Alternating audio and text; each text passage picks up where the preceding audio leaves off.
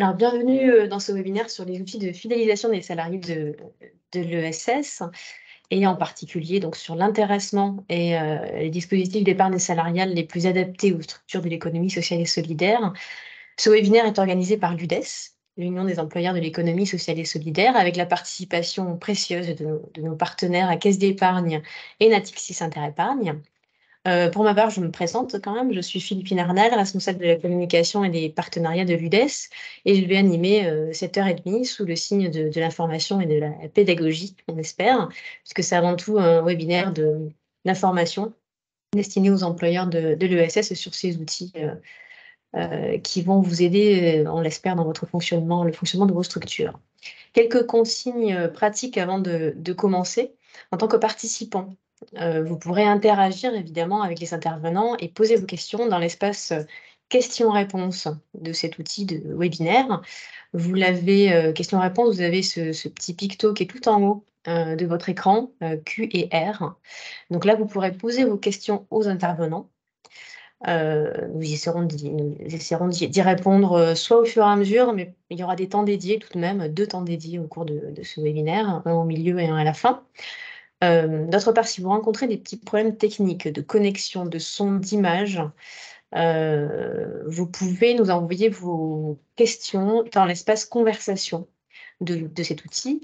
De la même manière, vous avez le picto tout en haut, conversation. Donc cet espace est dédié à vos questions plutôt techniques. Donc c'est Laure Situamunazzo, chargée de communication à l'UDES, qui vous répondra. Donc sachez enfin que ce webinaire est enregistré et que vous pourrez le retrouver à l'issue de cette séance sur la chaîne YouTube de l'UDES. Alors ne tardons pas, le temps avance, on a beaucoup de choses à se raconter. Et pour ouvrir officiellement ce webinaire, j'accueille David Cluzot, administrateur et président de la commission des affaires sociales de l'UDES, à prendre la parole et à ouvrir ce webinaire. Merci Philippine. Bonjour à toutes et à tous et bienvenue dans ce webinaire. Nombreux, on voit que le sujet intéresse et on le comprend.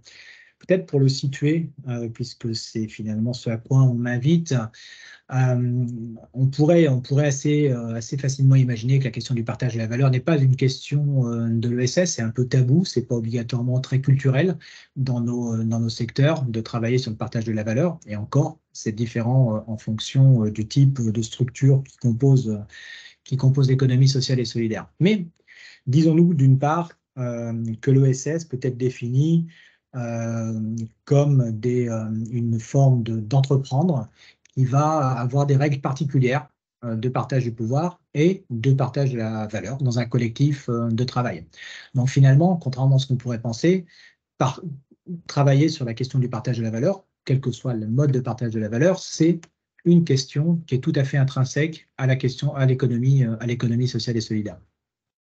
Deuxième chose, le secteur de l'économie sociale et solidaire, dans sa globalité, connaît des difficultés de recrutement, une situation pénurique d'emploi parfois, et puis finalement des salariés qui ont du mal à rester très longtemps dans nos structures.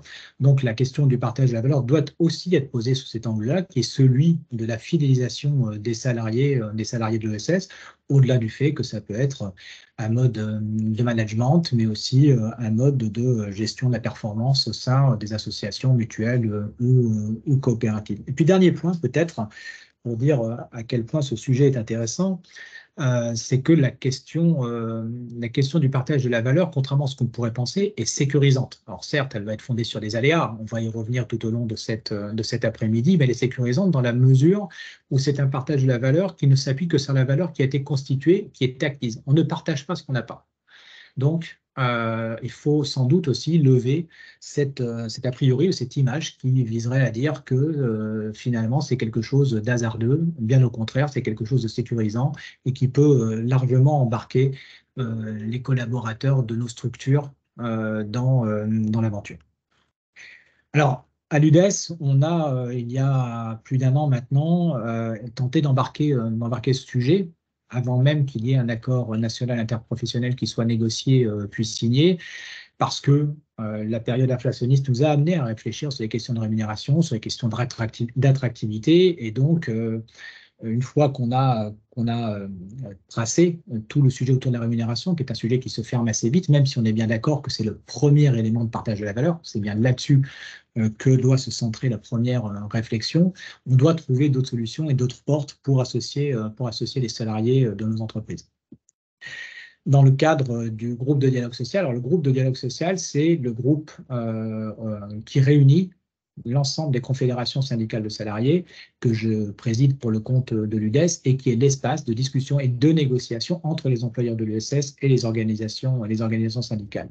Dans le cadre des travaux qu'on a menés au sein du GDS, on a voulu embrasser la question du partage de la valeur parce que finalement les dispositions légales et puis les dispositions de l'ANI ensuite ont un peu mis de côté le secteur de l'économie sociale et solidaire. Donc il nous semblait important d'adresser à l'ensemble des structures, à l'ensemble de l'interprofessionnel, mais aussi ensuite aux législateurs, ce signe-là de dire que l'ESS était aussi concerné par l'économie sociale et solidaire. Pardon, que l'ESS était aussi concerné par le partage de la valeur pour remettre les choses à l'endroit. Et forcément concerné par l'économie sociale et solidaire, nous en sommes d'accord. C'est quelque chose qui est assez naturel dans le secteur des coopératives, voire dans le secteur des mutuelles, où la participation peut être en jeu à un moment ou à un autre. On rencontre dans nos entreprises des endroits où l'épargne salariale est mise en œuvre, et puis parfois des accords d'intéressement et certaines branches professionnelles qui ont pris à bras-le-corps cette question-là et ont conclu des accords de branche. C'est le cas de la branche de la mutualité, de la branche éclat, mais aussi de la branche de la formation professionnelle. Pour autant, les effets induits par ces accords d'intéressement sont tout à fait, à l'heure actuelle, modestes, et il nous semble extrêmement important d'engager une synergie, une dynamique autour de ce sujet, d'où l'idée donc de s'associer sur des spécialistes qui ont des propositions en la matière, Natixis, Interépargne et la Caisse d'épargne, et qui vont aussi nous éclairer parfaitement sur les sujets. Et peut-être lever quelques mythes et dédiaboliser la question du partage de la valeur dans l'économie sociale et solidaire. J'emploie à escient le mot dédiaboliser parce que je pense qu'il y a beaucoup de mythes autour de ça et nous aurons aussi un exemple et un témoignage extrêmement important de Solia Grand Paris en la personne de son directeur général. Donc, c'est une vraie ambition qui ne s'inscrit pas simplement dans ce webinaire, mais à long terme, d'entraîner les structures d'économie sociale et solidaire dans la démonstration que nous devons faire, que la question de la valeur ne nous est pas inconnue, que nous sommes des créateurs de valeur et qu'en créant de la valeur, parce que c'est intrinsèque à nos fonctionnements, nous en organisons le partage avec les dispositifs légaux qui sont à notre main. Donc je vous souhaite à toutes et à tous un très bon webinaire et je remercie d'avance l'ensemble des intervenants.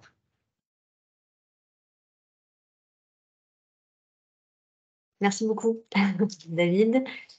Merci pour cet état des lieux et des enjeux qui sont très forts pour la structure de l'économie sociale et solidaire. À présent, nous accueillons Marie Leclerc-Bruand, responsable de clientèle ESS à la Caisse d'épargne. Bienvenue Marie. Pouvez-vous nous rappeler donc, quel est l'enjeu pour la Caisse d'épargne du partenariat que vous avez noué avec l'UDES sur ce sujet précisément du partage de la valeur? Oui, merci Philippine. Bonjour et puis bienvenue à chacun et chacune. On est ravis d'être avec vous pour ce séminaire qui, je pense, va être riche en apports et en échanges, on l'espère. Donc déjà, pourquoi la Caisse d'épargne? Déjà tout simplement parce qu'on est une banque coopérative et plus particulièrement un réseau de 15 banques coopératives régionales et qu'on est une banque de premier plan des entreprises de l'ESS. On a aujourd'hui à peu près un peu plus de 20 000 clients qui sont des structures employeuses de l'ESS, quel que soit leur statut, association, fondation, coopérative, mutuelle, entreprise sociale. Donc, on est vraiment dans la définition de l'ESS selon la loi de 2014. Notre spécificité, c'est que ces 25 000 clients, 20 000 et 25 000 clients de l'ESS, on les fait accompagner par des conseillers qui sont des experts et qui ne font que de l'ESS. Pourquoi? Parce que selon nous, dans un contexte complexe aujourd'hui, c'est important que les dirigeants des entreprises sociales, des associations, ils aient en face des experts qui connaissent vraiment bien les spécificités juridiques, fiscales, sociales aussi, qui les concernent. Et nous, notre projet, c'est vraiment d'accompagner un conseil sur mesure et de se dire comment on va rendre tous les outils de la banque, notamment les outils destinés aux entreprises du privé lucratif, donc les outils assez classiques, mais comment on va les vulgariser. On va aussi expliquer que ces outils sont accessibles à l'ESS et qui sont pertinents pour optimiser, mettre en œuvre le projet social et optimiser l'impact, qu'il soit social ou environnemental, de nos clients. Donc nous, c'est ça notre projet et c'est ça la raison de ce partenariat. C'est déjà montrer qu'aujourd'hui, dans un contexte d'inflation, de tension sur l'emploi, d'enjeux de fidélisation et de motivation des collaborateurs, des salariés, il y a un vrai outil qui réside dans le partage de la valeur, éventuellement l'intéressement, et qu'on a des solutions à proposer. Nous, ensuite, ce qu'on fait, c'est qu'on met à la disposition les solutions du groupe et notamment les experts, et c'est pour ça qu'interviendra aussi aujourd'hui Natixis Interépargne, qui est notre expert, notre entreprise du groupe de référence sur ces sujets d'épargne salariale et retraite. Donc voilà, nous aujourd'hui, c'est ça notre projet, c'est ça aussi qui fait le fondement de ce partenariat avec l'UDES dont on est ravis, c'est de se dire qu'il y a des enjeux, il y a des outils qui sont peut-être méconnus et qu'on a envie de les mettre à disposition des associations et plus globalement des entreprises de l'ESS. Donc, c'est tout l'enjeu de ce webinaire et on est ravis d'être avec vous aujourd'hui. Merci beaucoup, Marie. Marie Leclerc-Brunand, donc responsable clientèle ESS à la Caisse d'épargne. Entrons à présent dans le vif du sujet, avec un petit point sur l'actualité législative. Si vous êtes tous là aujourd'hui, c'est que vous vous intéressez au sujet, évidemment, et par conséquent, vous avez peut-être entendu parler des débats au Parlement, et vous avez peut-être vu passer le vote d'un amendement qui a été voté donc, le 27 juin dernier à l'Assemblée nationale sur le partage de la valeur dans l'économie sociale et solidaire. Donc, on aimerait vous présenter en quelques mots cet amendement. C'est Patrick Julien, responsable du pôle de relations sociales à l'UDES, qui va vous expliquer de quoi il s'agit et qui va vous expliquer également les conséquences que cet amendement va avoir sur les structures de l'ESS. Patrick, à toi. Oui, merci Philippine.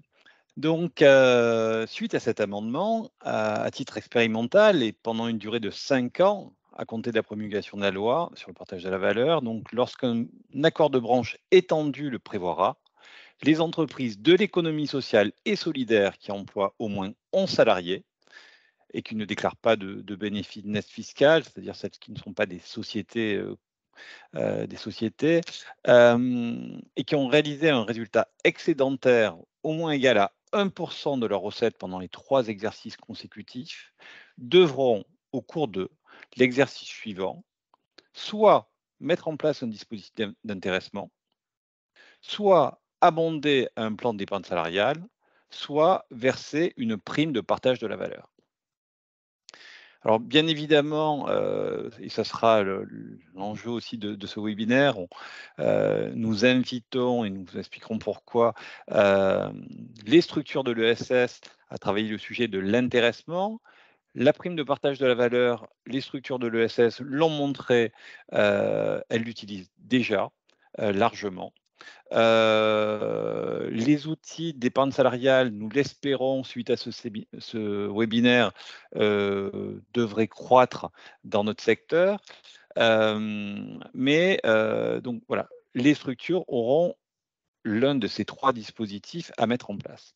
Alors bien évidemment, sur la même base, des entreprises de notre secteur pourraient devancer des accords de branche, des entreprises également de l'ESS pourraient, faute de négociations de branches réussies, mettre en place d'elles-mêmes de tels dispositifs. Ce qui est un message fort du législateur d'avoir repris donc, notre proposition d'amendement, c'est de montrer que les entreprises de l'ESS sont des entreprises comme les autres, ont des enjeux de fidélisation et de motivation à rentrer dans notre secteur fort. Et c'est pour ça que toute la démarche de l'UDES a été d'être sur le même niveau finalement que les sociétés commerciales du secteur lucratif. Nous avons la même base d'engagement, donc dans cet article 3 bis, qui est dans le projet de loi, que dans l'article 3, qui lui est ciblé vers les entreprises du monde lucratif. Alors, ce qui est important à retenir, évidemment, c'est que tout ça, je reviendrai un peu plus tard dans l'après-midi à ce sujet, évidemment, sera une occasion forte de faire jouer le dialogue social ou le dialogue professionnel. Alors, le dialogue professionnel, quand on parle de dialogue professionnel, c'est ce dialogue au sein d'entreprise constitué par l'ensemble des échanges au sein du collectif de travail. Vous le verrez, ce sujet du partage de la valeur est un enjeu moteur au sein des entreprises de dialoguer. Alors, de manière très concrète, on va imaginer à moyen terme des accords types d'intéressement adaptés aux structures de l'ESS qui vont, nous l'espérons nos voeux, se multiplier dans ce cadre, dans le cadre de cette loi. David Cluzo le rappelait en introduction, aujourd'hui on a la branche mutualité, on a la branche éclat, on a la branche formation professionnelle qui ont déjà travaillé sur des accords types. À n'en pas douter, de nombreuses autres branches de notre secteur vont se saisir du sujet et donner des outils aux entreprises avec des dispositions qui seront plus ou moins normatives dans les accords de branche qu'ils vont négocier avec nos partenaires sociaux.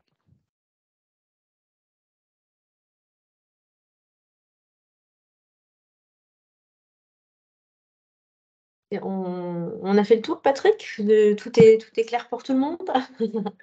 Est-ce que d'ores et déjà sur cet amendement, vous avez quelques questions précisément sur ce sujet-là ou parmi les participants? Je regarde au niveau des questions.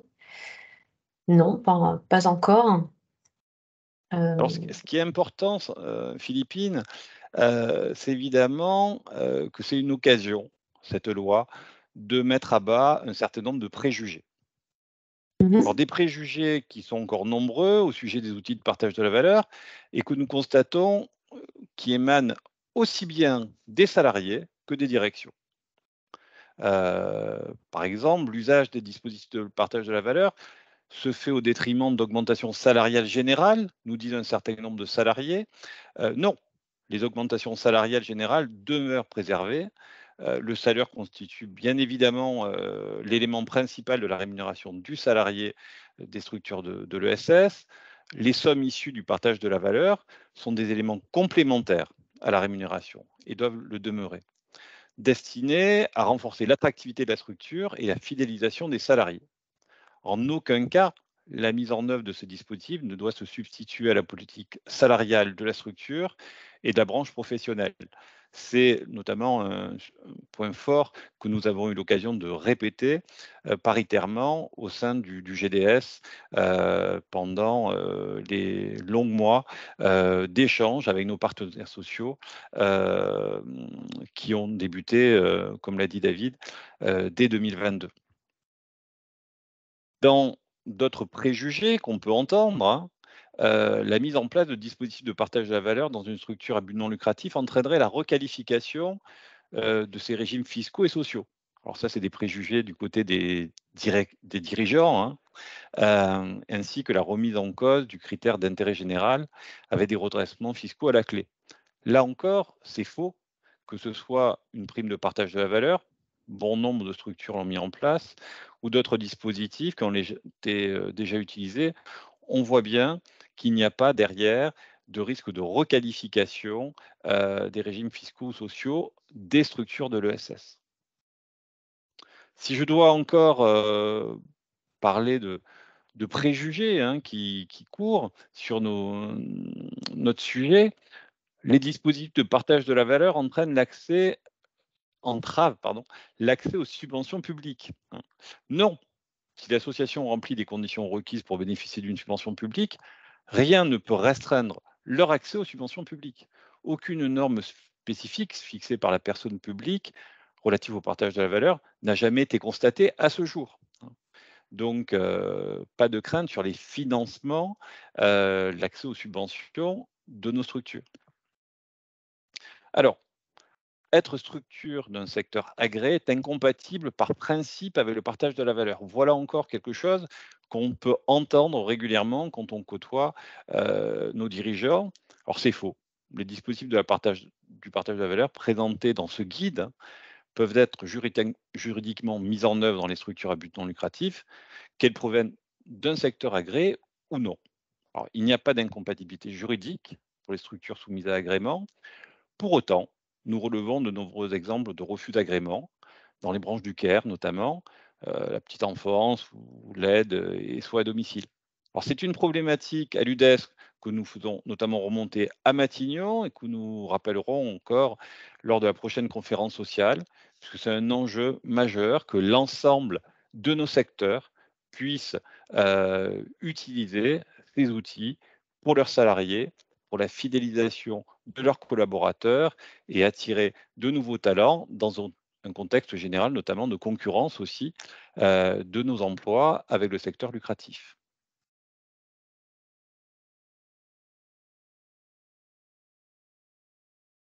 Donc, Patrick, on est bon à ce niveau-là? Est-ce que je peux continuer? Alors, en principe, on a David Morel qui doit être par là. On devait avoir une personne représentante de la CFDT qui vient d'être remplacée au pied levé. Donc, par David Morel, donc secrétaire confédéral service vie au travail et dialogue social.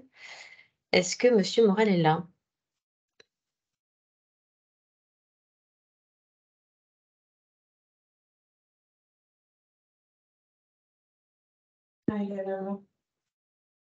Oui, alors.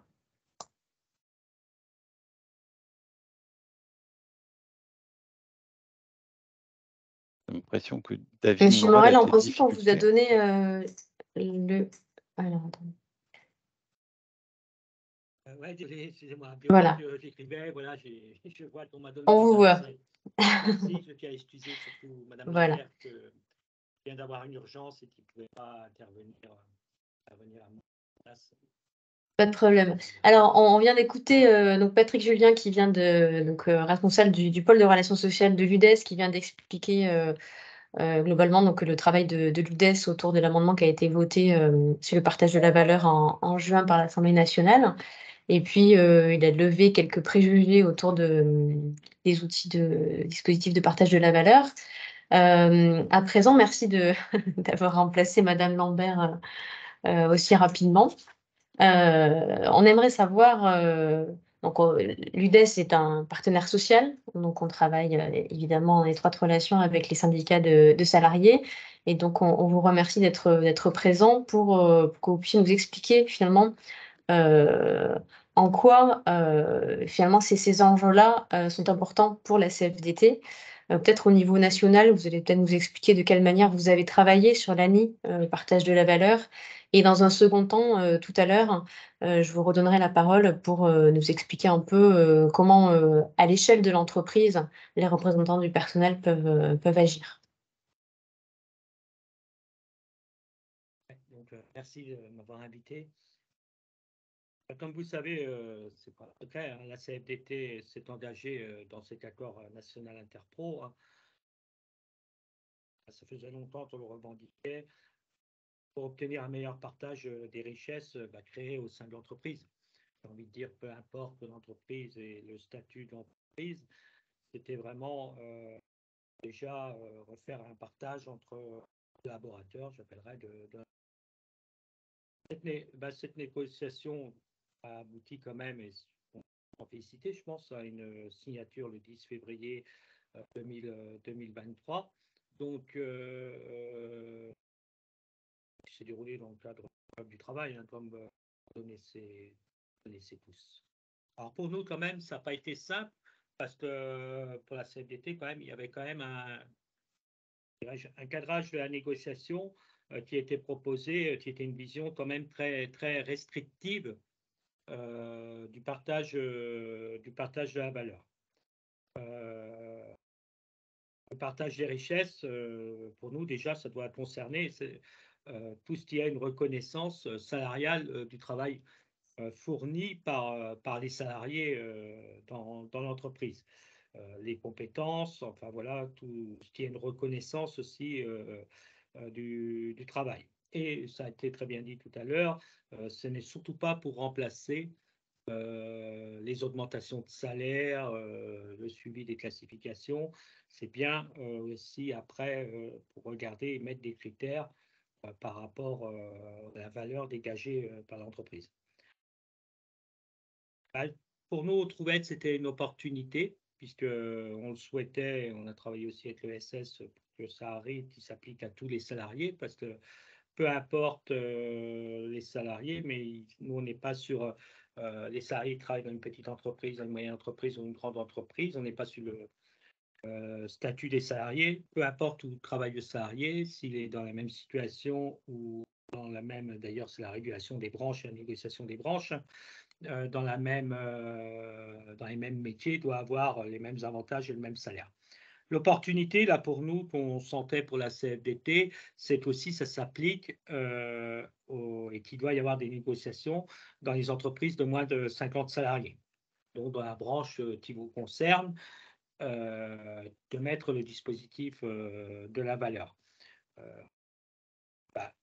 pourra dire que cet accord, quand même, pour faire avancer les choses, la situation, il y a quand même des leviers. Hein, c'est bon.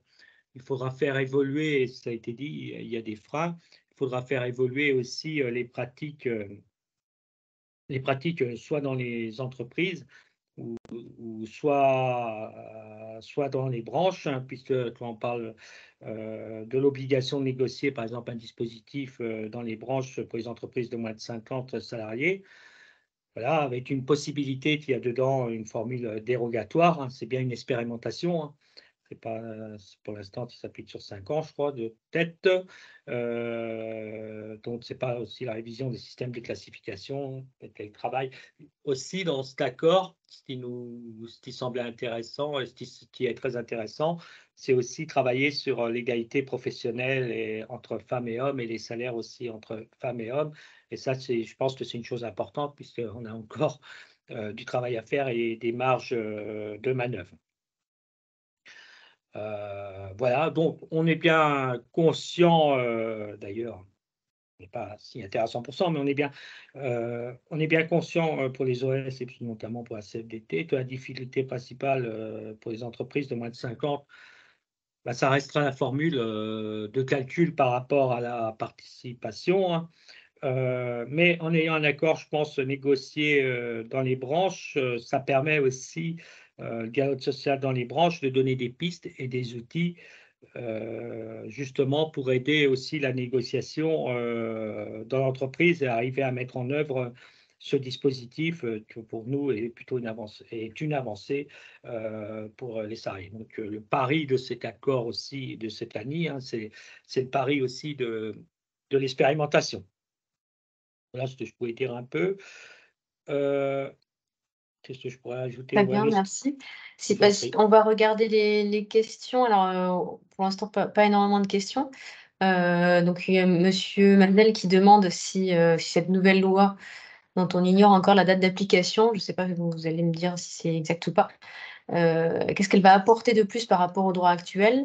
Car, sauf erreur de sa part, les structures de l'ESS peuvent déjà mettre en place intéressement, PE et PPV, donc prime de partage de la valeur, c'est ça?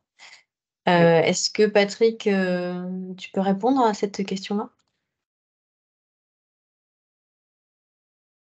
Alors, je ne vois pas la question s'afficher. Non, elle n'est pas affichée, c'est ça? Si, dans le question-réponse.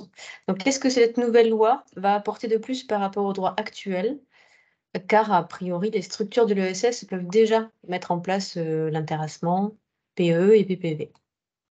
D'accord. Alors, la loi À partir du moment où les partenaires sociaux des branches vont négocier et conclure un accord étendu, va s'imposer d'office aux structures de la branche en question. Donc, ce qui change radicalement entre l'avant et après la loi, c'est que si les partenaires sociaux au niveau d'une branche parviennent à se mettre d'accord, les structures de l'ESS de la branche considérée auront l'obligation de mettre en place l'un des 3 dispositifs que j'ai cités.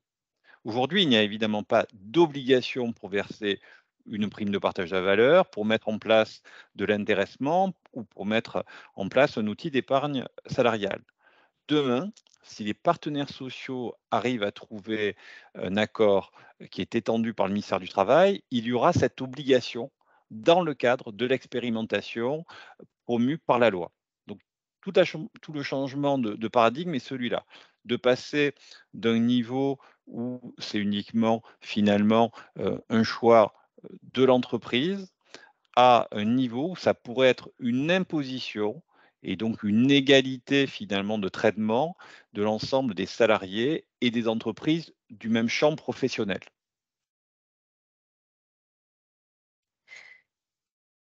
Merci beaucoup, Patrick. On va avancer. Je voyais Nadine Hutter qui levait la main, mais on vous laissera expliquer, compléter peut-être tout à l'heure au moment où vous pourrez présenter le contenu du guide aussi qui fait l'objet de ce webinaire. Donc, avant de laisser la parole donc, à Nadine Hutter, directrice commerciale des réseaux BPCE chez Natixis Interépargne, donc, qui va nous présenter dans un premier temps le guide que nous avons réalisé ensemble entre l'UDES et Caisse d'épargne Natixis Interépargne sur les supports les plus adaptés aux structures de l'ESS pour mettre en place l'épargne salariale. Je vais partager avec vous quelques chiffres significatifs qui nous ont poussé aussi à procéder à ce travail aussi d'information. Donc, un premier chiffre donc, que vous voyez affiché, donc on a un tiers des Français qui aujourd'hui n'est pas en capacité d'épargner pour sa retraite. Ce qui signifie qu'une contribution extérieure, comme une contribution de leur employeur par exemple, peut améliorer leur avenir. En tout cas, c'est ce qu'on en déduit. Un deuxième chiffre, c'est que moins de 6% des structures de l'ESS comptant 50 salariés plus et moins de 2% des structures de l'ESS de moins de 11 salariés bénéficient d'un accord d'intéressement contre 11% des entreprises françaises de cette taille. Ces chiffres-là, qui sont issus à la fois de la DARES et de l'UDES, signifient que, comme Patrick y faisait allusion tout à l'heure, les préjugés restent encore assez forts et qu'on a encore une belle marge de progression dans l'ESS pour mettre en place ces outils-là.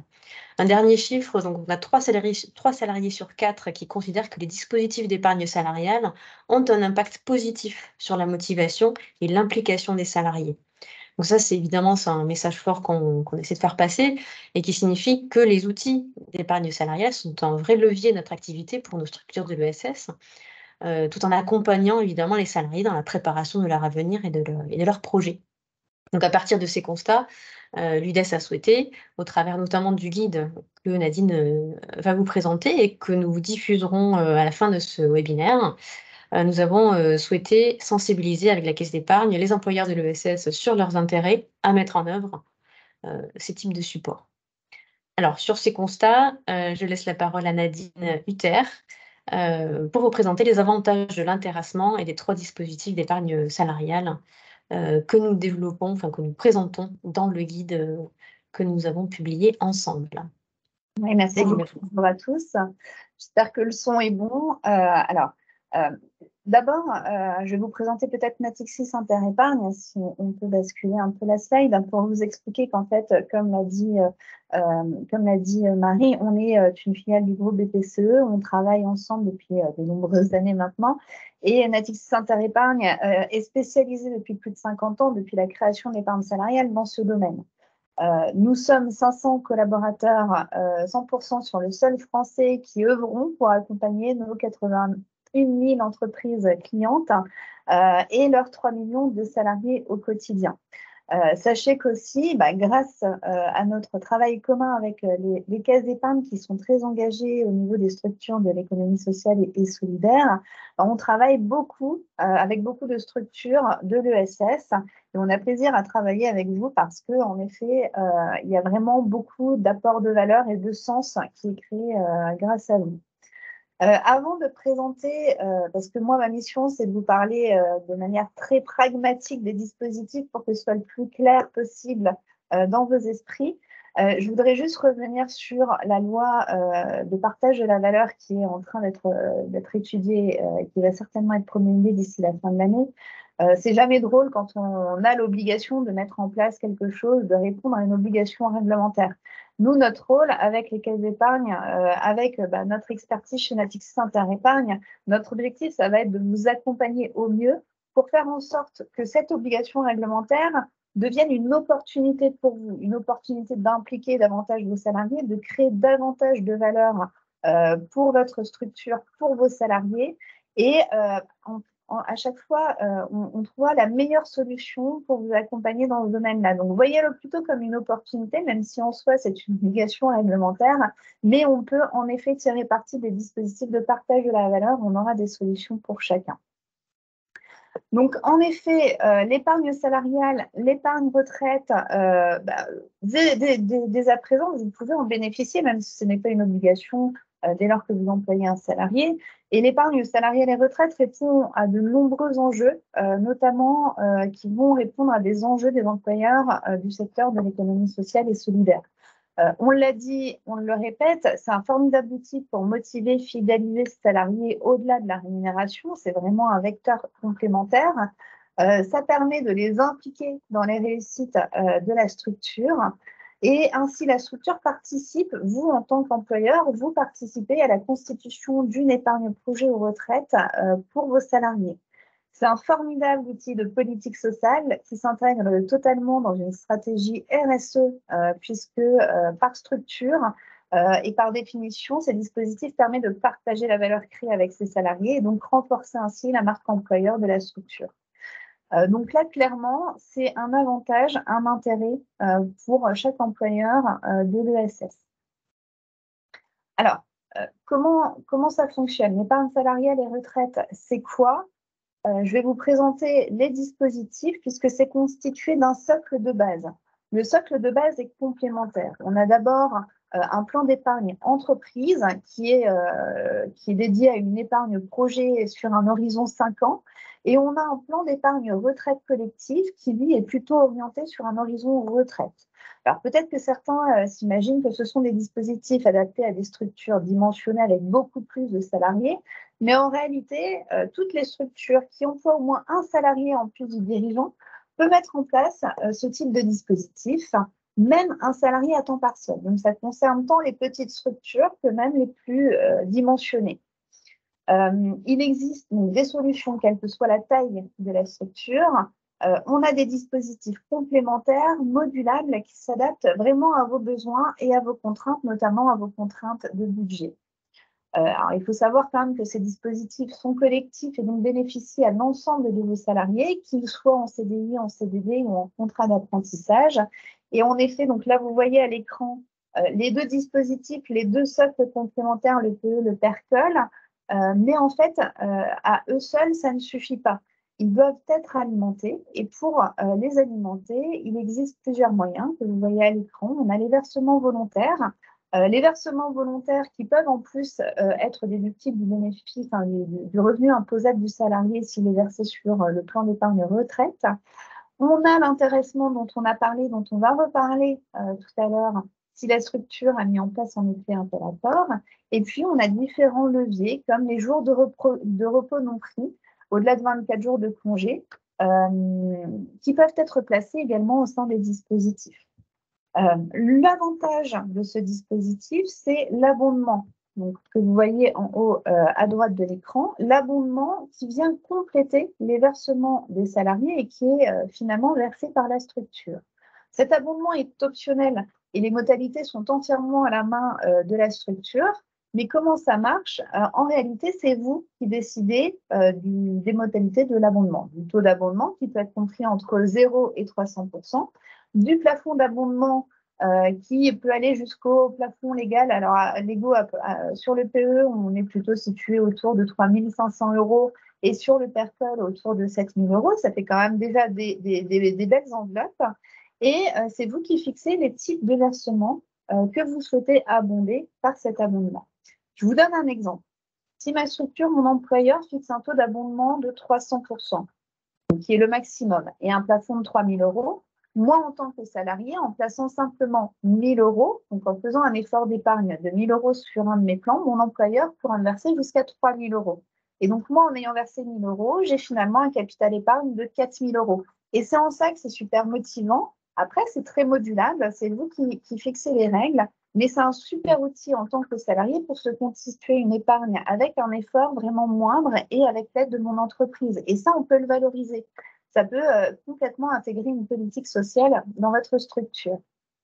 Ensuite, l'épargne est en effet, comme vous le voyez à l'écran, investie en FCPE, et nous proposons des gammes qui sont totalement ISR, investis sur des fonds ISR, des fonds labellisés, mais également des fonds solidaires. Sur le PE, donc on est sur un horizon de placement 5 ans. Mon épargne est bloquée 5 ans, mais je bénéficie quand même de 10 cas de déblocage anticipés, notamment pour accompagner les beaux moments de la vie, comme les mariages, l'achat de la résidence principale, mais également les moments les plus difficiles, comme la rupture du contrat de travail, le divorce, l'invalidité ou le décès. Sur le plan d'épargne pour la retraite collective, l'épargne est bloquée jusqu'à un horizon retraite, mais là aussi, je bénéficie de 6 cas de déblocage anticipés, notamment pour l'achat de la résidence principale, mais aussi les moments les plus difficiles de la vie, on l'a dit, comme l'invalidité, le décès, et il y en a d'autres. Donc voilà un petit peu tous les mécanismes des dispositifs d'épargne salariale, et vous pourrez retrouver en détail dans le guide qui vous sera communiqué à la fin de ce webinaire l'ensemble des dispositifs et leur mécanisme, en fait, leur fonctionnement. Ce que je vous propose, c'est de nous intéresser davantage à l'intéressement. Puisqu'on l'a vu, l'abondement est un levier important pour inciter les salariés à utiliser leur dispositif, mais ce n'est pas le seul. On en a parlé dans le cadre de la loi partage de la valeur. L'intéressement comme source de versement sur les plans est un des outils les plus vertueux pour motiver, pour fidéliser ses salariés. C'est un outil de management qui permet d'impliquer les salariés dans l'atteinte des objectifs de la structure, et ça vous permet, vous, en tant qu'employeur, de piloter vos salariés autour de cela, de les motiver et de créer une dynamique autour de vos objectifs. Aujourd'hui, c'est vraiment pour moi l'outil incontournable pour rendre sa structure attractive au-delà des autres leviers, mais ça vous permet aussi d'afficher une vraie politique de partage de la valeur qui est définie à l'avance et qui est créée grâce au concours des salariés. Vous, en tant qu'employeur, vous définissez tous les critères qui permettent de définir le montant global qui aura vocation finalement à être partagé avec vos salariés. Vous fixez les résultats, les niveaux de performance à atteindre en fonction de vos objectifs. Ils peuvent être collectifs ou organisés par département, unité de travail en fonction de votre organisation. Vous déterminez les modalités de répartition, que ce soit un montant uniforme par salarié ou proportionnel à la rémunération ou proportionnel au temps de présence. Vous pouvez également mixer ces différentes modalités de répartition. Alors, vous vous dites sans doute que tout ça, ça a l'air très bien, mais peut-être que votre budget n'est pas extensible, et vous avez raison, personne n'a un budget extensible, mais c'est ce qu'on a dit tout à l'heure. Rassurez-vous, alors d'une part, vous pouvez définir un plafond maximum, donc un plafond qui ne pourra pas être dépassé en matière d'enveloppe intéressement, qui peut correspondre à votre budget max, et vous maîtrisez ainsi le budget. Et de toute façon, si la structure n'a pas atteint ses résultats, l'enveloppe finalement ne sera pas distribuée puisque la formule de calcul sera nulle. À l'inverse, si vous avez des performances qui explosent parce que vos salariés ont été plus que motivés, se sont donnés à fond et ont dépassé vos attentes, vous pouvez décider de verser un supplément d'intéressement selon votre budget toujours, à verser dans les mêmes conditions de répartition. Donc voilà dans les grandes lignes du fonctionnement de l'intéressement, et c'est valable tant pour une petite structure que pour une structure vraiment mieux dimensionnée. Alors que ce soit l'abondement, l'intéressement, Ces dispositifs ont de nombreux avantages fiscaux, fiscaux et sociaux, tant pour l'employeur que pour le bénéficiaire. Alors, pour les structures de moins de 50 salariés, l'abondement d'intéressement sont complètement exonérés de charges patronales de forfait social. Au-delà, donc entre 50 et 250, il n'y a que l'intéressement qui bénéficie de l'exonération du forfait social. Et pour l'ensemble des structures, notamment celles qui sont soumises à l'impôt sur les sociétés, ces montants peuvent être déductibles du bénéfice imposable. Pour les structures, par exemple pour une structure de 20 salariés qui souhaite verser 1 000 € pour l'intéressement, ça lui coûtera 1 000 € exonérés de charges patronales et de forfait social. Tandis que si on compare avec un salaire, vous avez quand même entre 45% et 50% de charges patronales. Donc, c'est quand même super intéressant. Et côté salarié, là aussi, on a de nombreux avantages. Ces sommes sont exonérées d'impôt sur le revenu, surtout si elles sont investies dans un PE et un PERCOL, et également exonérées de charges salariales.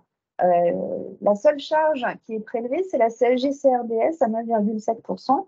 Donc, moi, en tant que salarié, si mon entreprise, ma structure me verse 1 000 € bruts, finalement, je percevrai 903 €. Voilà. Donc, c'est quand même très intéressant. Et aujourd'hui, je pense qu'il n'y a pas mieux pour partager la valeur de l'entreprise. Donc, c'est en effet un formidable outil qui s'intègre totalement dans une politique sociale, dans une politique managériale, à moindre coût, tant pour vous en tant qu'employeur que pour vos salariés. Et tout à l'heure, je vous parlais et j'évoquais le fait qu'on pouvait investir son épargne dans des fonds ISR et solidaires. Aujourd'hui, c'est vrai que la réglementation sur les dispositifs d'épargne salariale et retraite impose de proposer au moins un fonds ISR et au moins un fonds solidaire dans les dispositifs depuis quelques années maintenant.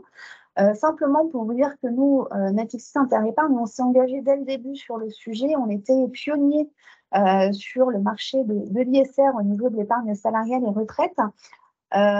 On était les premiers à proposer des fonds ISR dans nos dispositifs salariales dès 1999 et on y a cru dès le départ. Et on était également embarqué dans une démarche de conviction avec nos partenaires qui nous a conduit en 2013 de proposer des gammes 100% ISR. Et ça, généralement, ça a du sens pour les salariés bénéficiaires puisque derrière, il y a vraiment des objectifs d'investissement que l'on propose. Et de la même manière, pour l'épargne solidaire, nous sommes très fiers en fait d'être le leader sur l'épargne solidaire en épargne salariale et retraite et de contribuer finalement au financement d'entreprises qui œuvrent en faveur de l'insertion par l'emploi et le logement, notamment auprès des personnes défavorisées. Et on a un partenariat avec France Active sur le sujet et je pense que vous les connaissez bien également. Donc vraiment une épargne de conviction et qui œuvre en faveur tant de vous, employeurs, structure employeur au niveau de l'ESS que pour vos salariés.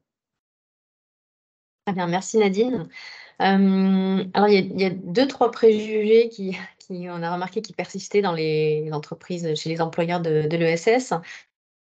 Et qui freinent parfois le passage à l'acte. C'est que souvent ces outils-là apparaissent un peu compliqués à mettre en place. Vous allez sans doute nous expliquer que c'est faux. Et puis il y a deux autres préjugés que je vais vous opposer. D'accord. Déjà pour le premier, en effet, ça peut être en effet une idée reçue qu'on rencontre souvent. Simplement, il n'y a pas forcément de difficulté. Les dispositifs sont tellement modulables et sont tellement personnalisables en fonction des besoins de chacun qu'on peut même mettre un dispositif le plus simple qui soit. On parlait de l'abondement tout à l'heure. On voit bien que l'abondement, c'est un dispositif qui n'est pas compliqué. En fonction de si vous avez un CSE ou pas, ça peut être mis en place, négocié dans le cadre d'un dialogue social avec vos représentants du personnel. Mais si vous n'en avez pas, ça peut être aussi mis en place par décision unilatérale de l'employeur. Maintenant, voilà, c'est tellement modulable qu'en fait, on peut mettre en place même un dispositif pour enclencher la volonté de partager la valeur de l'entreprise avec ses salariés, même sur des lignes comme l'abondement, avec un taux d'abondement, on peut commencer à 50%, à 100%, avec un plafond à 200 € en fonction du budget par salarié. Enfin, tout est modulable et en effet, il y a aucune complexité et on est là pour vous accompagner. Donc, Voilà, c'est ce que j'allais dire. Vous êtes aussi là, c'est votre métier d'accompagner aussi les employeurs de l'ESS dans ces choix-là.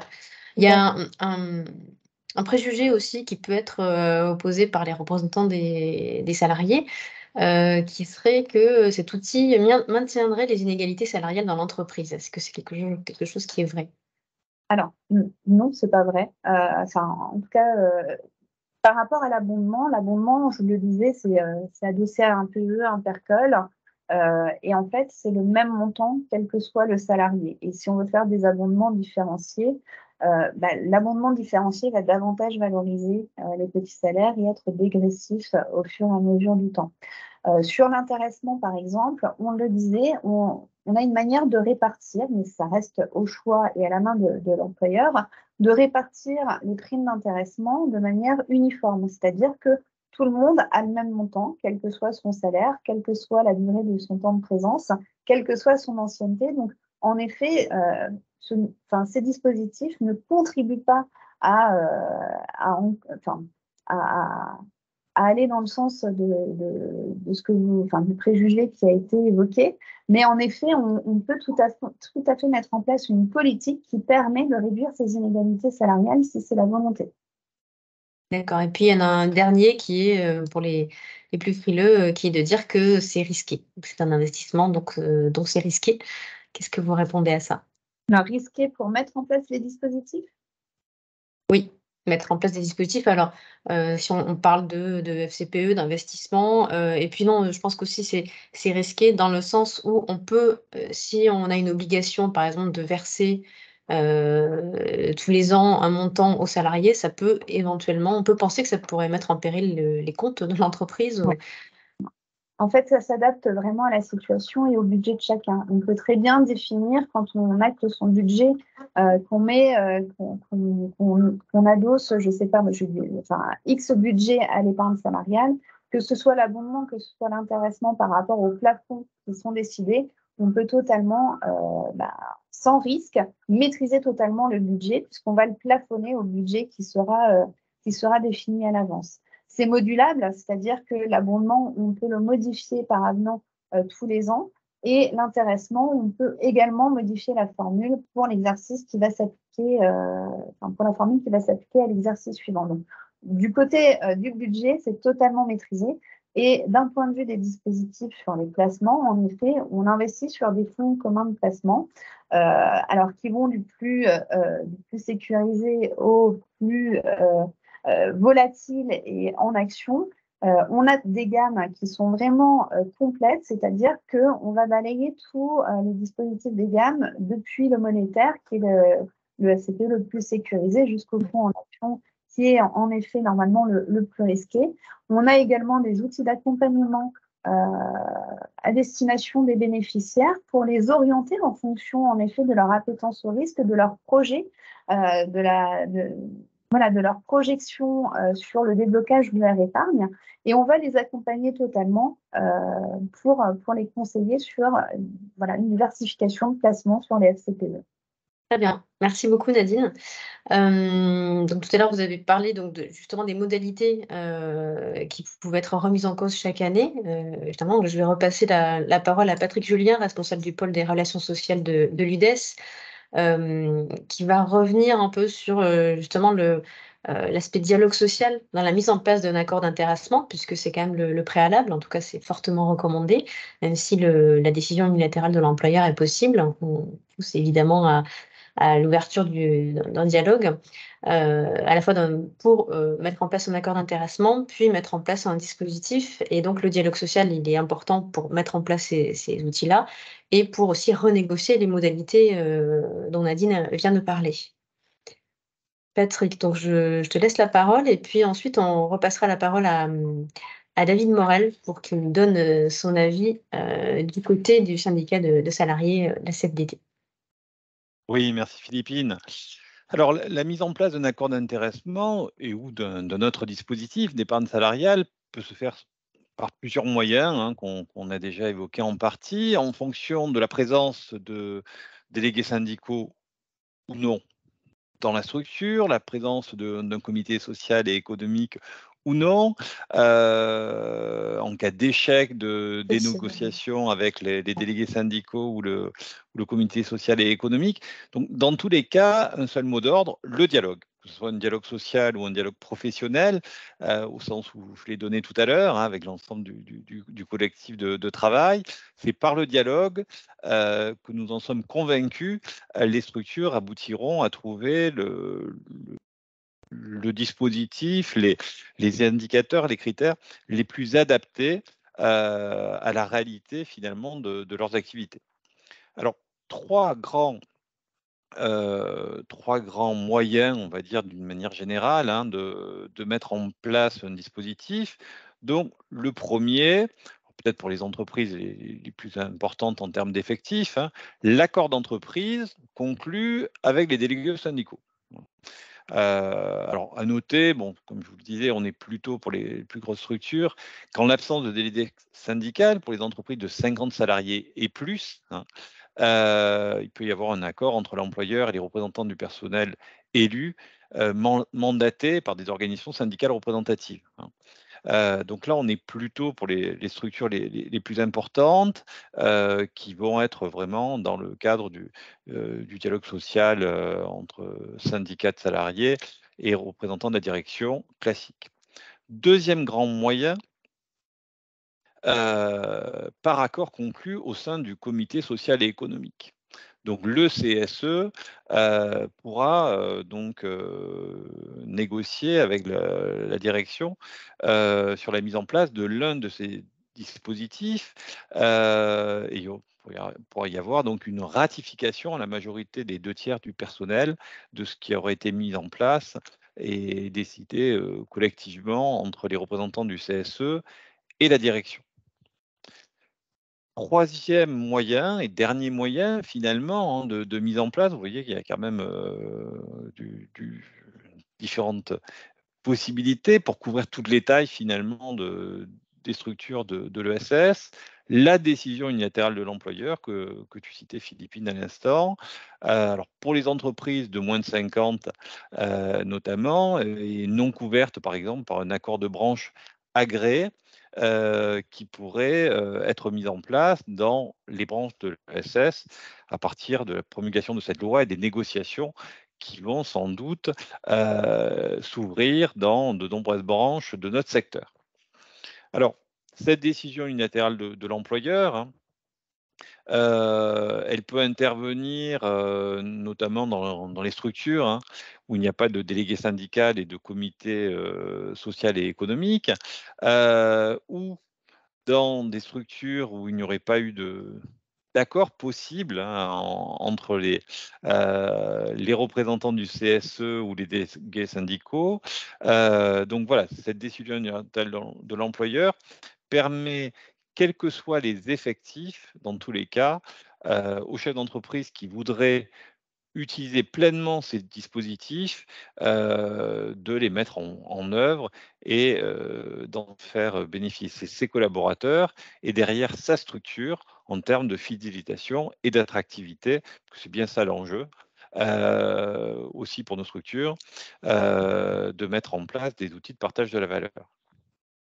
Alors, Très bien. évidemment, je reviens là-dessus, on espère qu'un certain nombre d'accords de branche dans nos différentes conventions collectives de l'économie sociale et solidaire, vont pouvoir mettre en place des accords types. Alors, les accords types, ça sera ce qui sera le plus pratique sans doute pour les structures, puisqu'elles pourront s'appuyer sur l'expertise des négociateurs de leur branche en termes de formules, d'indicateurs, de critères, hein. Et les entreprises de moins de 50 salariés qui auront la possibilité d'avoir un accord de branche étendu dans leur secteur pourront opter pour l'application de ce dispositif au moyen d'un document unilatéral d'adhésion à l'accord type qui pourrait exister dans leur secteur d'activité. On en parlait tout à l'heure, on est quand même sur des outils très souples. La durée d'un accord d'entreprise ou d'une DUE, elle peut être de 1 an, hein, elle peut aller de 1 an à 5 ans. Donc on est vraiment là dans une phase d'expérimentation qui va rentrer en place petit à petit à l'issue de la publication de la loi. Et on invite évidemment le maximum de structures à jouer le jeu de cette loi et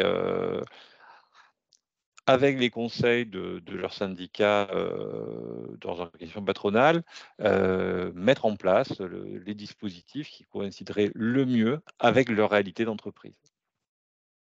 Très bien, merci Patrick. Alors j'ai peut-être mal écouté, mais qu'est-ce que le dialogue professionnel qu'on voit affiché sur la slide là? Alors, le dialogue professionnel, c'est ce dialogue qui existe dans l'entreprise, malgré l'absence de CSE ou de délégués syndicaux. C'est ce dialogue, finalement, qui naît avec l'ensemble des collaborateurs, du personnel, hein.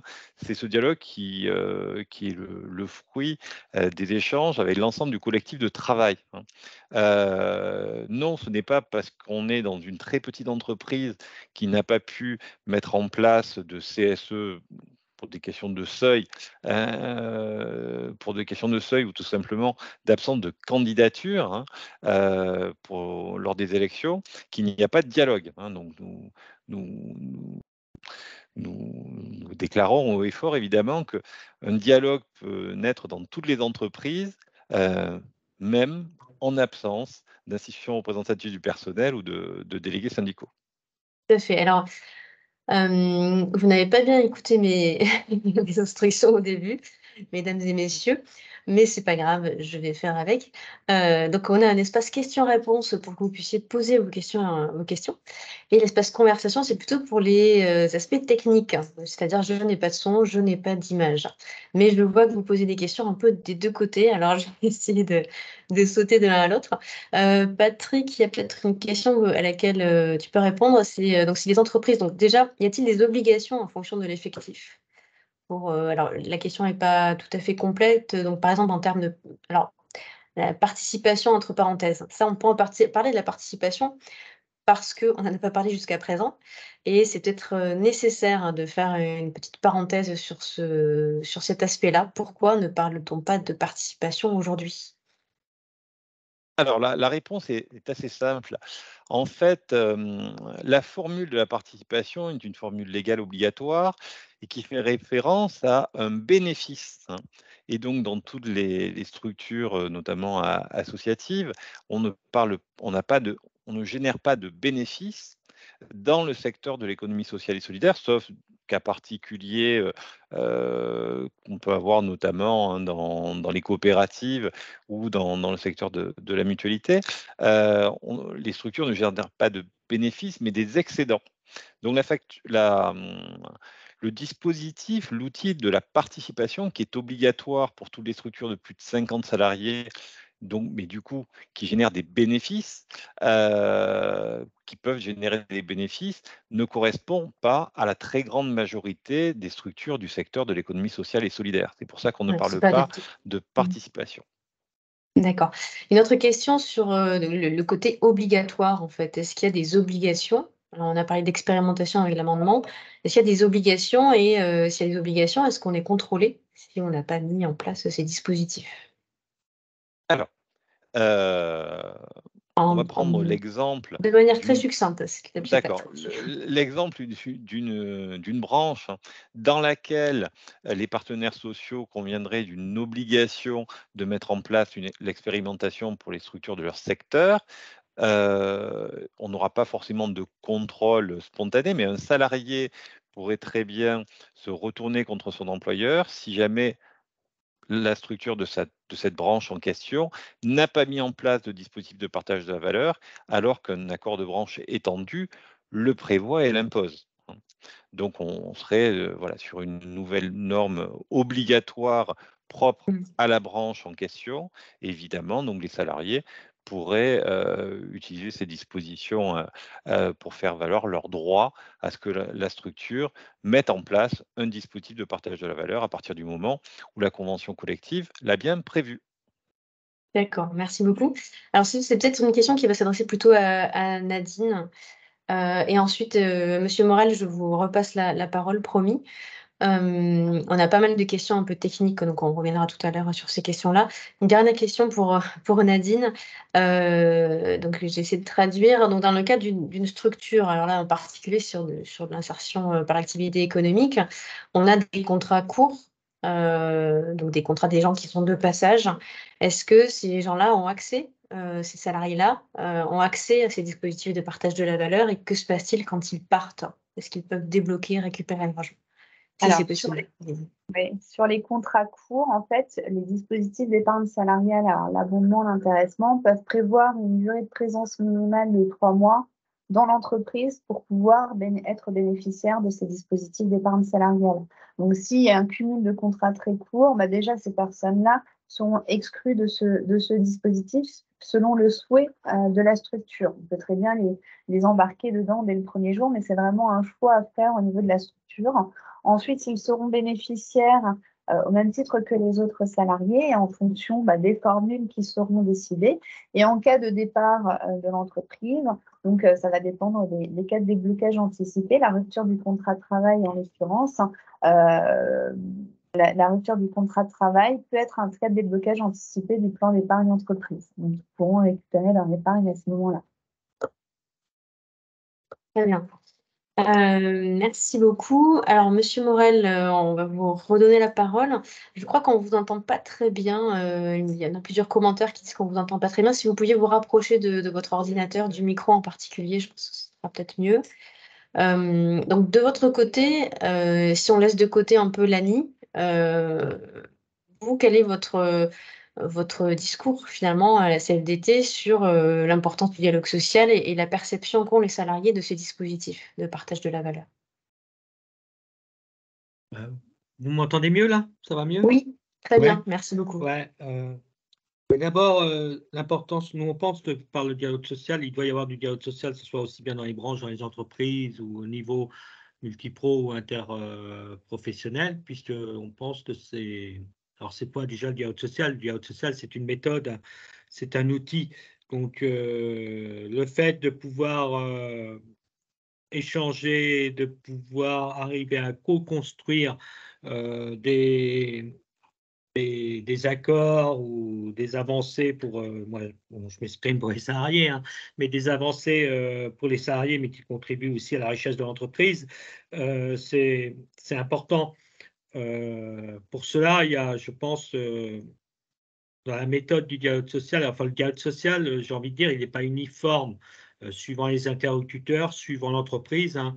Bon, là, on a parlé du partage de la valeur, notamment pour les entreprises de moins de 50, mais pour les entreprises de plus de 50 ou des accords qui peuvent être faits, où il y a potentiellement des fois des représentants syndicaux ou pas, hein, des fois, mais dont il n'est pas uniforme suivant l'interlocuteur, suivant l'endroit où il se pratique, suivant les pratiques du dialogue social, suivant, j'ai envie de dire, tout ce qui est aussi technique, un peu plus technique, quoi.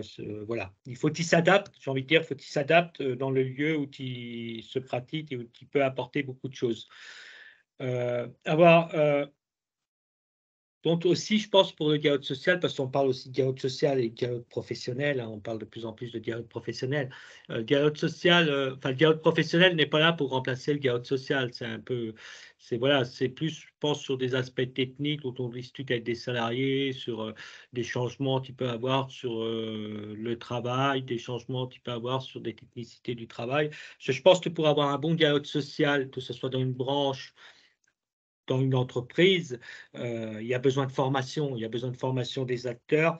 Si je prends par exemple le partage de la valeur, ou on a entendu par rapport au salaire ou des freins qu'ils pouvaient avoir, je pense qu'à un moment, il faut qu'il y ait une formation de tous les acteurs du dialogue social, justement pour lever certains freins, pour que le dialogue se passe dans de meilleures conditions.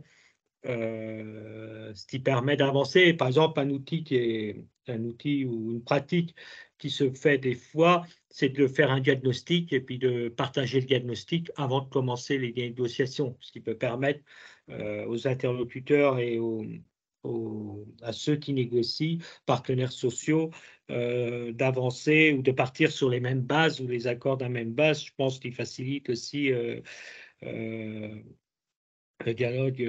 social.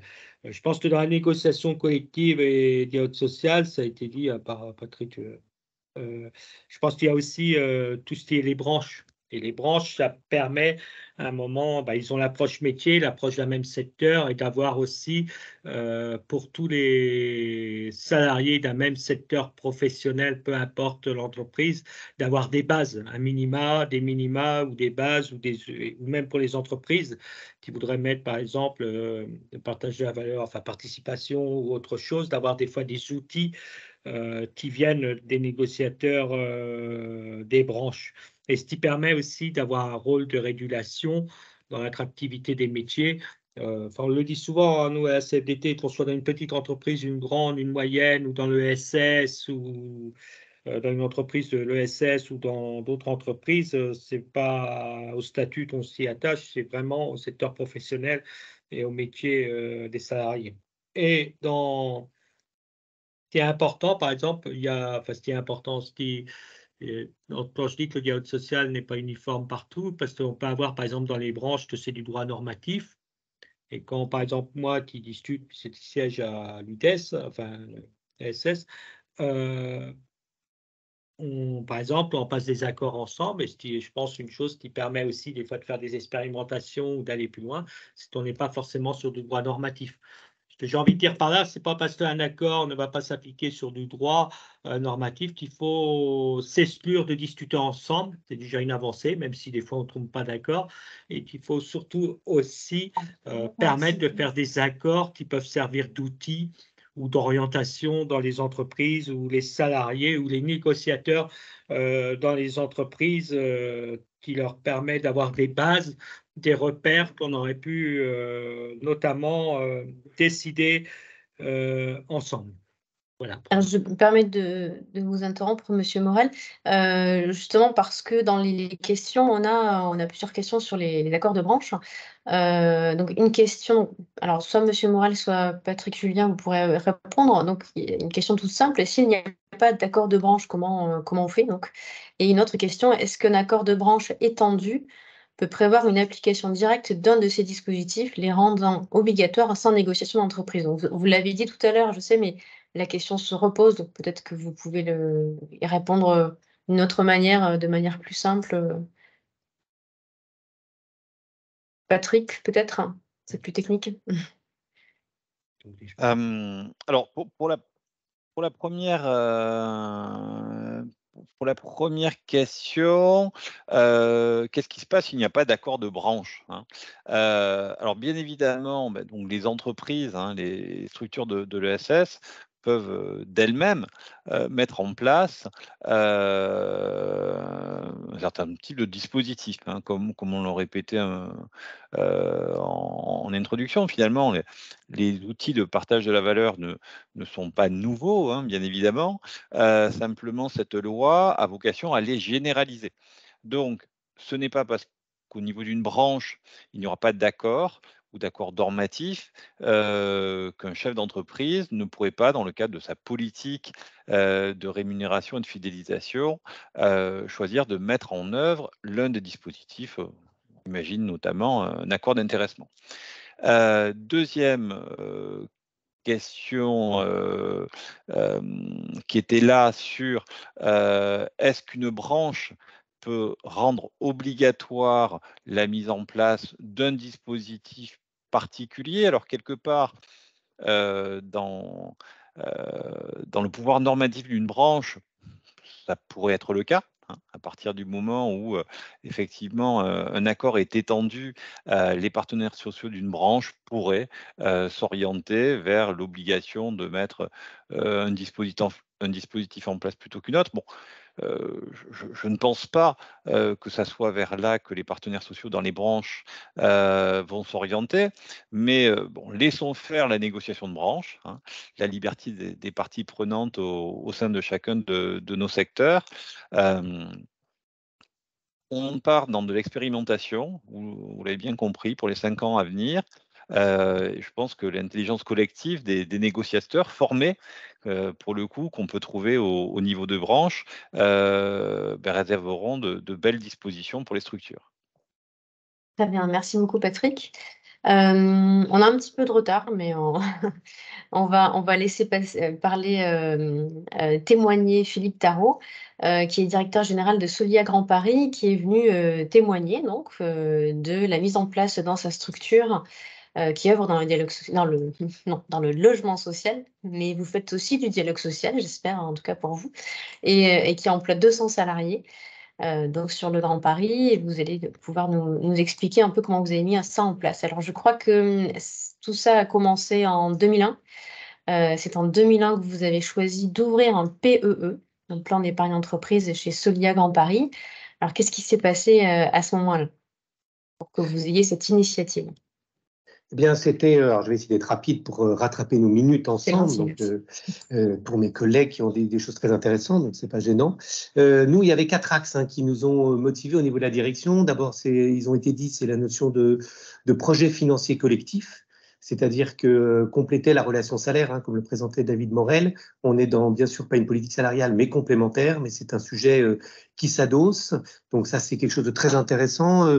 David Cluzot a rappelé aussi une idée, c'est qu'on crée de la valeur dans nos associations, pas des bénéfices, et donc de réfléchir à la répartition de cette valeur n'est pas un gros mot, je trouve, et que ça a ouvert aussi en dialogue social interne une façon d'aborder l'avenir de façon assez constructive.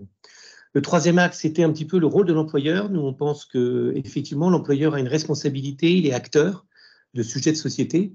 Alors là, on parle de l'épargne, on parle de la transition écologique, on parle de la QVT, peu importe. Être employeur, ce n'est pas juste rémunérer des salariés et faire le bon résultat d'un projet, mais c'est aussi aider à une société à évoluer dans l'ensemble des éléments qui la construisent. Et puis enfin, ça a été assez bien présenté aussi par Nadine Hutter. Il y avait une réflexion d'exonération de charges purement vénale que je présente en toute honnêteté, en tout côté employeur, avec une capacité bien sûr de réinvestissement, c'est-à-dire d'avoir une somme plus importante, même si les impôts et les charges sociales, j'y crois, sinon je ne serais pas dans une vision sociétale collective, ça nous a quand même permis de répartir de plus grandes richesses vis-à-vis des salariés. Parfait, merci beaucoup. Alors, comment la mise en place s'est-elle passée? Parce qu'avant la mise en place, bien sûr, il y a eu le choix. Il y a eu un accompagnement, j'imagine, de votre banque. Il y a eu aussi la partie consultation des salariés ou de leurs représentants, étape par étape. Est-ce que vous pouvez nous faire un schéma? Alors, le premier schéma, il est donc d'être accompagné par les partenaires. Donc, vous avez vu tout à l'heure, Marie Leclerc-Briand et Nadine Hutter vous ont rappelé, on est des pros, appelez-nous. C'est leur métier. Donc, nous, on a fait exactement ça. C'est techniquement complexe, mais pas compliqué du tout. Donc, en fait, bien sûr qu'il y a des étapes, mais je veux dire, en RH, en fiscalité, on a tous fait ensemble le changement du prélèvement à la source. Enfin, vous voyez, il y a des choses compliquées, mais si c'est organisé, en fait, c'est pas un sujet. Moi, je présenterai le sujet autrement. Donc, pour ce qui nous concerne, on n'a vraiment aucun mauvais souvenir de ce déploiement. Ça demande un peu de temps, bien sûr, un peu de travail, mais c'est plutôt l'idée de retenir que la technique, elle est en fait la conséquence d'un projet. Si on a envie d'y aller, la technique va suivre. C'est des outils qui sont assez matures. Il y a des professionnels, donc nous, on va se retirer en tant qu'employeur, on va confier ça aux services RH et compétents et comptables, et ils vont y arriver. Donc, en fait, c'est vraiment une étape simple sur le plan technique, même si elle demande bien sûr un peu de travail. Sur le plan CSE, c'est extrêmement intéressant parce que le sens de la démarche ouvre un état d'esprit. Donc, ça va embarquer beaucoup plus loin que ce type de montage spécifique, et c'est un état d'esprit du dialogue qui va dans les deux sens. C'est entre guillemets, on n'est pas dans un monde de bisounours, donc je dis pas une main tendue, ça fait symbolique, mais il y a quand même un état d'esprit de partage qui s'ouvre et qui va venir impacter l'ensemble des domaines.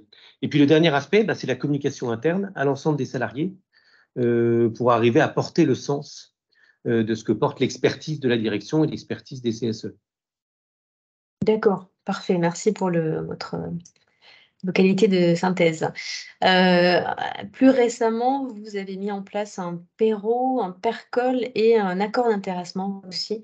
Donc, si j'ai bien compris, votre structure a grossi finalement par fusion-absorption. Et voilà, il y avait quand même une dimension qui est devenue plus importante. Est-ce que c'est en conséquence de ce développement que vous avez mis en place ces outils ou c'est sur d'autres critères?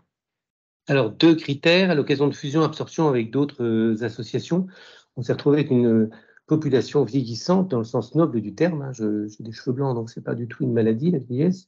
Donc, c'est pas un sujet complexe. Par contre, en fait, effectivement, le plan épargne entreprise nécessitait d'être adossé à un PERCOL qui répondait à des besoins de placement de gens qui arrivaient à la cinquantaine et qui disaient, en fait, pourquoi un PE qui a des critères de déblocage et peut-être de disponibilité, comme ça vous a été présenté, un peu plus rapide sur des projets à 5-6 ans, alors que dans le PERCOL, on est bien sûr sur de l'épargne ça pure et dure. Donc ça c'est bien adossé.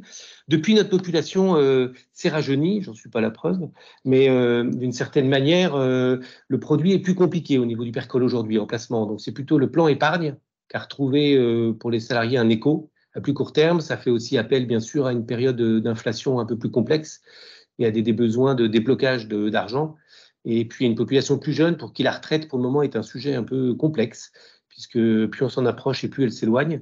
Donc, forcément, ce n'est pas toujours facile de les motiver sur le sujet. Donc ça, c'était le premier point. Sur la partie, bien sûr, accord d'intéressement, l'idée était, alors on l'a un peu fait à l'envers, hein, parce que d'une certaine manière, on devrait commencer par l'accord d'intéressement, puis après par les modes de placement. Nous, on a cheminé à l'envers, ce qui veut dire d'ailleurs qu'il n'y a pas de bon chemin. Ce qui est intéressant, c'est les bons résultats. Donc, on chemine avec ce qu'on est. Et donc, nous, ça s'est fait dans ce sens-là. Et au niveau de l'intéressement, l'idée principale, c'était qu'on voulait sortir de l'idée que la direction, le conseil d'administration ou l'employeur, dans sa grande gentillesse divinatoire, distribuait chaque année un peu d'argent à son bon vouloir. Je crois que ces idées-là, elles sont quand même bien révolues dans le monde associatif et du partage de richesses. Et donc, d'embarquer un accord d'intéressement, et ça permet d'une part de protéger l'association avec des règles qui vous ont été bien présentées, d'un minima.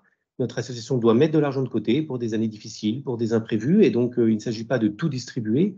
Pour autant, une fois qu'elle a dégagé une partie suffisante, ça enclenche automatiquement une répartition de la richesse, indépendamment du bon vouloir du directeur et du conseil d'administration. Et je trouve que cette idée, elle est extrêmement motivante et elle sort du côté un peu binaire de l'employeur qui serait gentil parce que lui, il veut bien et pas l'autre. Voilà, toutes ces idées-là. Donc ça, c'était important. Dans le dialogue CSE, bien sûr, c'était extrêmement important parce qu'on a discuté des critères notamment à partir d'enclenchement, donc un minimum pas de bénéfices, comme on l'a dit tout à l'heure, je ne trouve plus mes mots, mais bref, de l'argent que l'association arrive à dégager. D'excédent. Merci, d'excédent. Merci Patrick. Et donc, le deuxième critère, c'était de trouver une valeur collective, puisque pour que ce ne soit pas fiscalisé, l'État a dit, mais en fait, qu'est-ce que vous avez enclenché de collectif? Et nous, on s'est basé sur nos critères de ISO et Qualicert, tous les critères de qualité, parce que ça a été un dialogue social très intéressant de savoir, mais qu'est-ce qui nous réunit tous?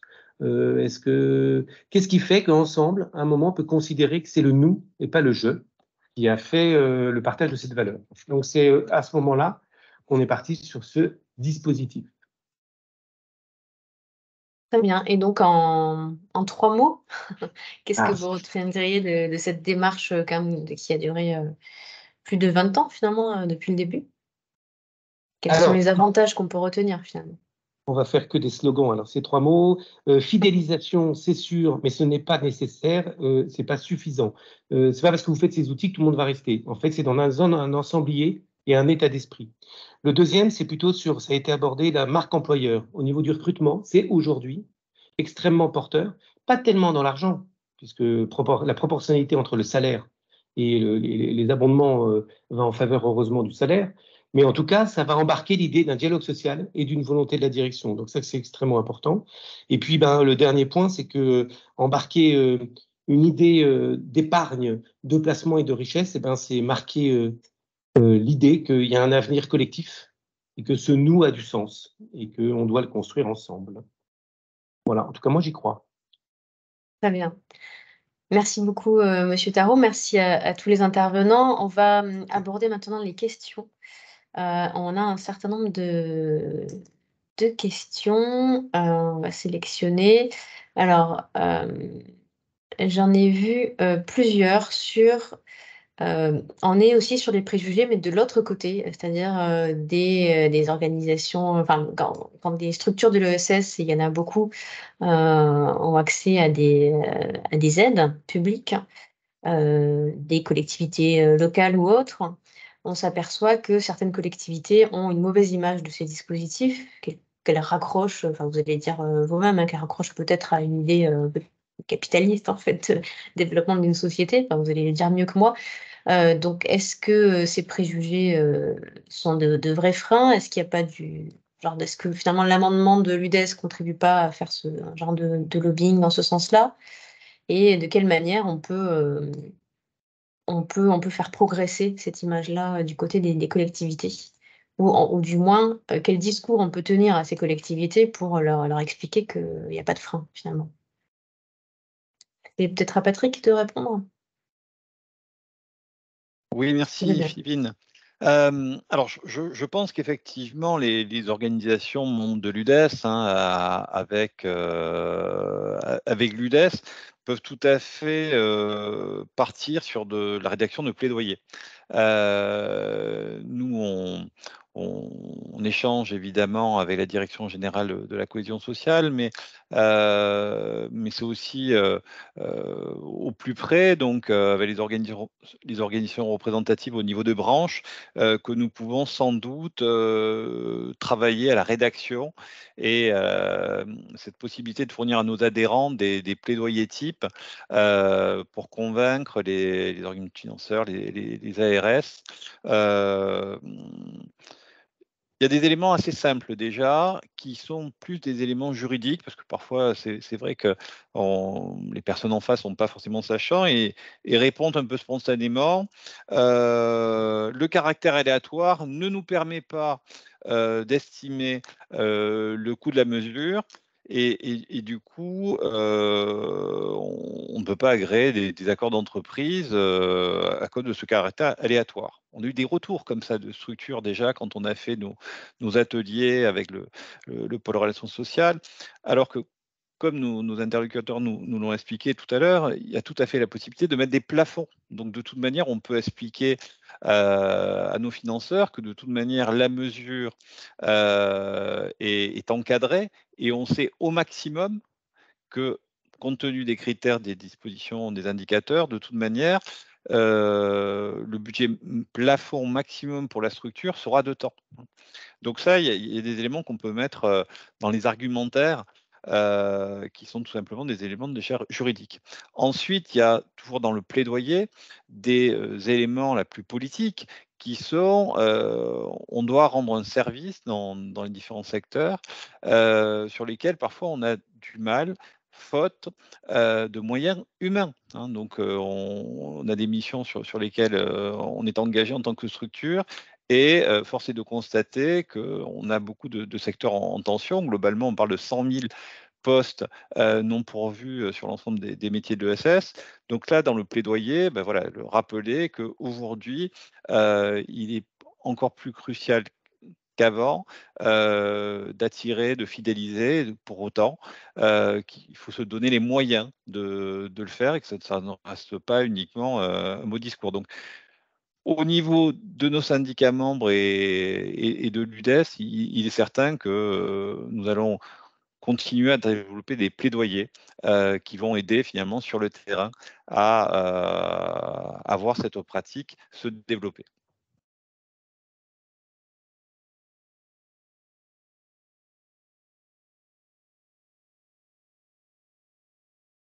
Philippine, ça ton micro coupé. Le micro est coupé, Philippine. Pardon. Oui, donc en résumé, merci Patrick. Cet amendement n'obligera pas les interlocuteurs financiers à attribuer les dotations. Donc en résumé, d'où l'intérêt de prendre note de l'argumentaire que tu viens de nous partager, Patrick. Nadine, vous vouliez parler, je crois.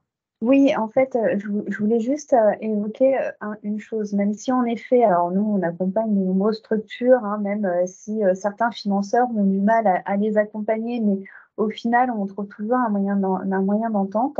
Le législateur, en tout cas, n'interdit pas à qui que ce soit de mettre en place ces dispositifs. Après, c'est plus en effet une question de budget.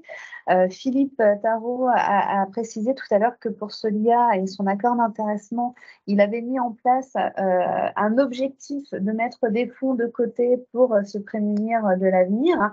Il existe des moyens et des leviers sur les accords d'intéressement qui permettent justement de compenser le coût et le budget relatif à cette enveloppe intéressement par des économies réalisées par ailleurs. ça peut être des économies de charges de salariés intérimaires, ça peut être des économies de fonctionnement, mais en tout cas, on a des leviers quand même qui existent pour pouvoir financer, pour faire en sorte que l'accord d'intéressement s'autofinance. Et ça peut être aussi mise dans la balance auprès des financeurs. Très bien. Une dernière peut-être question un peu technique. Donc, c'est important de la poser, je pense aussi. Quelle différence avec la prime de partage de la valeur ajoutée, qui elle aussi est modulable et sans charge sociale ou patronale, me semble-t-il, jusqu'à des montants importants par salarié? Sébastien Nero qui pose la question. Alors, Philippine, je propose déjà un élément de réponse. Oui. Si au niveau de l'UDES, on promeut l'intéressement aujourd'hui, c'est notamment parce qu'on est sur un dispositif collectif. C'est-à-dire ce critère collectif est très important pour nous. La prime de partage de la valeur, même si elle a les mêmes avantages, on va dire, en matière de charge, ne permet pas justement de faire jouer le collectif à fond, comme notamment l'intéressement le permet. La prime de partage de la valeur ne permet pas de fixer par le dialogue social, professionnel, des objectifs pour la structure. On avait un bel exemple qui nous a été donné. Effectivement, on peut fixer comme objectif quelque part que par des économies réalisées conjointement avec l'ensemble des équipes, les accords d'intéressement s'autofinancent en tout ou partie. Évidemment, ça, on peut le faire par la voie du dialogue et la mise en place d'accords d'intéressement, par exemple. Ce n'est pas le cas par la prime de partage de la valeur. Donc, ce n'est pas parce qu'on a les mêmes régimes fiscaux ou sociaux entre ces deux dispositifs qui sont la prime de partage de la valeur et les accords d'intéressement, par exemple, qu'on devrait les utiliser de la même manière. Voilà. Et voilà, à l'UDES, nous sommes vraiment très, comment dire, dans la défense de ces dispositifs collectifs qui peuvent se mettre dans l'entreprise à la nuance de la prime du partage de la valeur, qui sont plus des outils individuels à la main, évidemment, de chaque dirigeant. Et on l'a vu, les dirigeants de l'ESS ont déjà utilisé largement cet outil.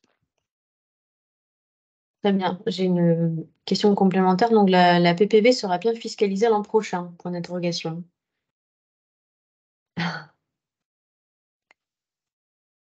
Est-ce que vous avez la réponse? En tout cas, c'est prévu dans le projet de loi, des partages de la valeur.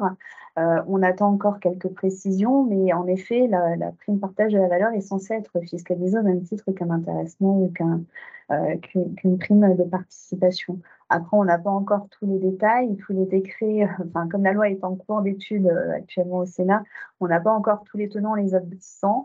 Mais en effet, ça va limiter l'intérêt pour la PPV versus une prime, au-delà du fait que ce n'est pas un outil managérial qui permet de valoriser réellement et de définir à l'avance les objectifs que doivent tenir les salariés pour créer de la valeur dans l'entreprise. On en saura plus au moment de la parution de la loi et des décrets d'application, je pense. Oui, probablement. Eh bien, écoutez, je pense qu'on a répondu à la plupart des questions. Marie, Marie, Oui. je te laisse la parole et puis peut-être que David voudra dire le mot de la fin.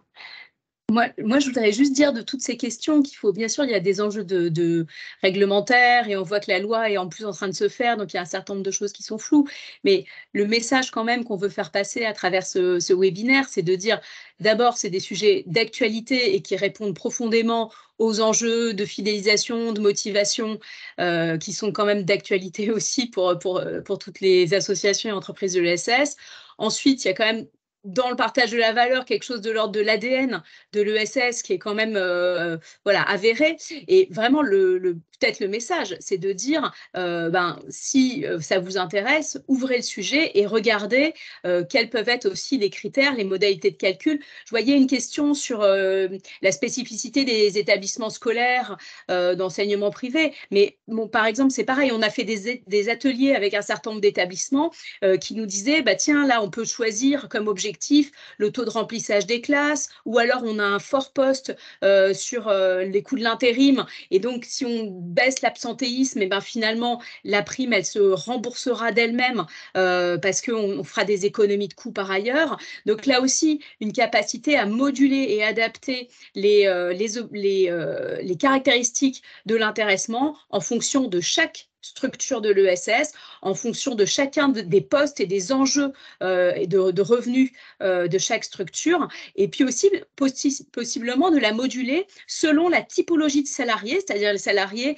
par exemple, des fonctions support ne peuvent ne pas avoir les mêmes objectifs que les salariés qui sont, par exemple, pour les établissements scolaires dans plus de l'enseignement. Donc, il y a un grand champ des possibles, et vraiment, le message, c'est que si vous voulez ouvrir le sujet, voilà, il y a des gens pour vous accompagner, comme l'a assez bien expliqué Philippe Tarot. Il ne faut pas s'interdire ça et il faut ouvrir le sujet. Voilà.